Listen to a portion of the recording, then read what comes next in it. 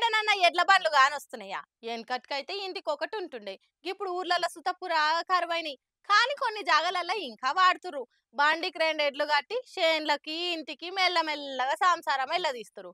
అయితే ఇప్పుడు కార్లు, బండ్లలో పోయేటోళ్ళు ఎడ్ల బండి మీద పోయేటోళ్ళను ఎంత ఇచ్చత్రంగా, చులకనగా చూస్తారు.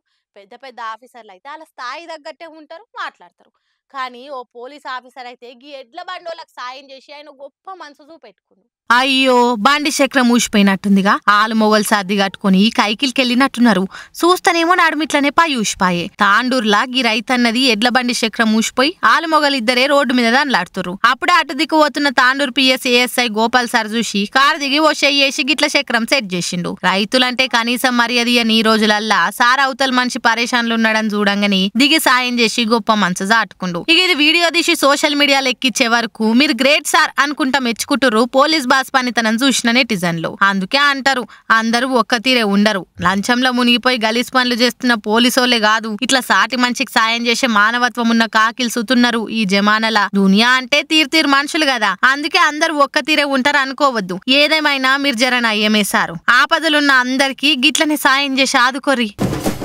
అబ్బా మొన్ననే కొంట అయిపో ఊకేనన్నా ఆగితి 2-3 వేలు దిగుతుందేమో అనుకుంటే ఈయన 10,000 దాకా పెరిగిపోయి ఏం చేద్దురో దేవుడా. అందుకే ఆలస్యం చేయొద్దు అంటారు పెద్ద మనుషులు. ఏడ ఇంటమా అసలు మనము దేని గురించి అనుకుంటున్నారు అందంతా? ఇంకా దేని గురించి? బంగారం గురించే. జీతం పైసలన్నీ దాచిపెట్టి కమ్మలు కొందాం అనుకున్నా, జర అగ్గు అవుతుందేమో అనుకుంటే ఇది సీదా మొగులు దాటి వేరే గ్రహం కురికిందిగా. బంగారం ఎంత పెరిగిందో తెలిస్తే నెత్తి కొట్టుకుంటారు అగ్గు ఉన్నప్పుడు కొనకుంటా ఆగినోళ్ళు.